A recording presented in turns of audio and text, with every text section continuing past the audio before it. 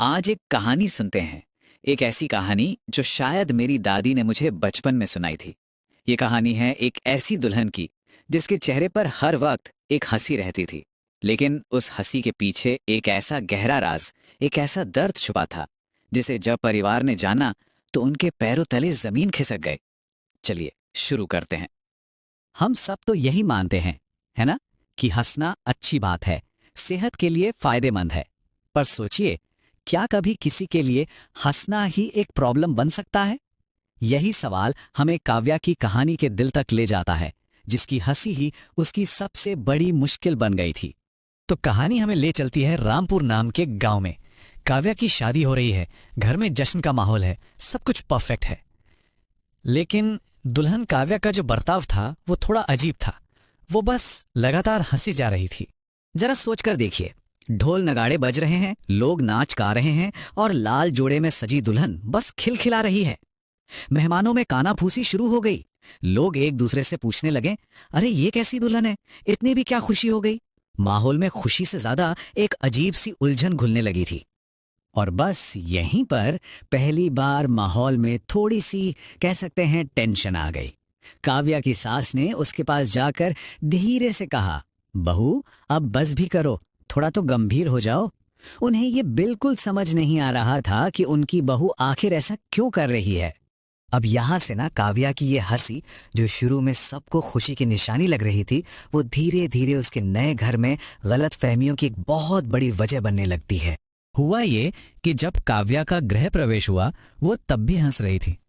शुरू के कुछ दिन तो सब ठीक रहा, घर में उसकी खिलखिलाहट गूंजती थी। लेकिन फिर एक दिन आया जब घर में काम बहुत ज्यादा था और सास बेचारी परेशान थी, तनाव में थी। और उस वक्त भी काव्या मुस्कुरा रही थी। बस सास को लगा कि वो जानबूझकर उनका मजाक बना रही है। अब हम कहानी के उस पॉइंट पे आ गए हैं जहां सब कुछ बदल जाता है। एक छोटी सी घटना और एक बहुत बड़ा तूफान। ये सब तब हुआ जब पूरा परिवार पड़ोस में किसी के यहां अफसोस जताने गया। माहौल बहुत गमगीन था, आप समझ सकते हैं। घर में सब रो रहे थे, हर तरफ दुख और खामोशी का माहौल था। काव्या भी वहां चुपचाप एक कोने में खड़ी थी। उसे भी स्थिति की गंभीरता का अंदाजा था। लेकिन तभी कुछ ऐसा हुआ कि काव्या से रहा नहीं गया। हुआ ये कि शोक में आए एक आदमी ने कुछ अजीब सी हरकत कर दी, जिसे देखकर काव्या के चेहरे पर एक हल्की सी, ना चाहते हुए भी एक मुस्कान आ गई। उसने जानबूझकर ऐसा नहीं किया था, पर उस माहौल में इसे बेइज्जती की सबसे बड़ी निशानी माना गया। और बस घर लौटते ही जो हुआ वो एक ज्वालामुखी फटने जैसा था। सास और पति आदित्य दोनों का गुस्सा फूट पड़ा। उन्होंने काव्या पर चिल्लाना शुरू कर दिया, तुम्हें जरा भी शर्म है या नहीं? किसी के मरने पर कोई कैसे हंस सकता है? इतने गुस्से और इल्जामों के बीच काव्या अंदर से पूरी तरह टूट गई। और यहीं से खुलता है वो राज, वो सच जिसने सबकी सोच को, सबकी दुनिया को हिलाकर रख दिया। असल में काव्या की जो हंसी थी ना, वो खुशी वाली हंसी थी ही नहीं।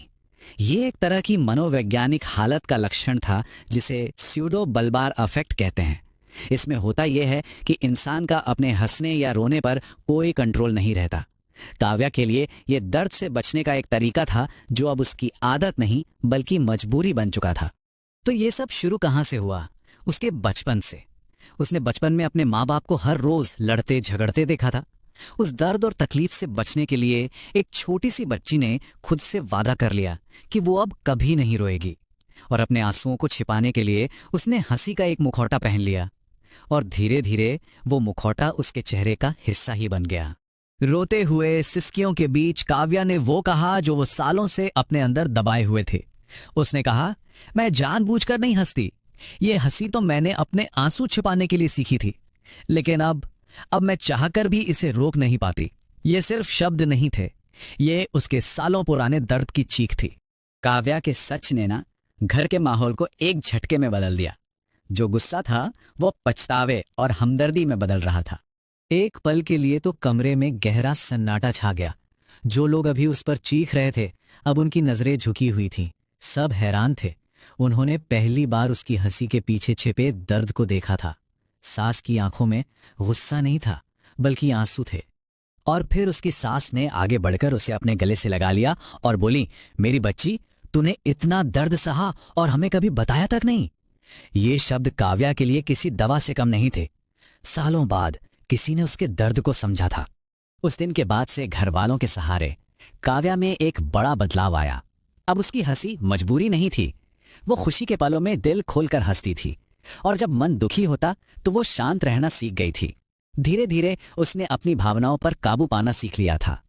और देखते ही देखते घर का पूरा माहौल ही बदल गया। जो हंसी कभी लोगों को कांटे की तरह चुभती थी, अब उसी हंसी से घर में सच्ची खुशियां गूंजती थीं, क्योंकि अब उसकी हंसी असली थी। तो इस कहानी से हम क्या सीखते हैं? शायद यही कि किसी के चेहरे की मुस्कान देखकर ये मान लेना कि वो खुश है हमेशा सही नहीं होता।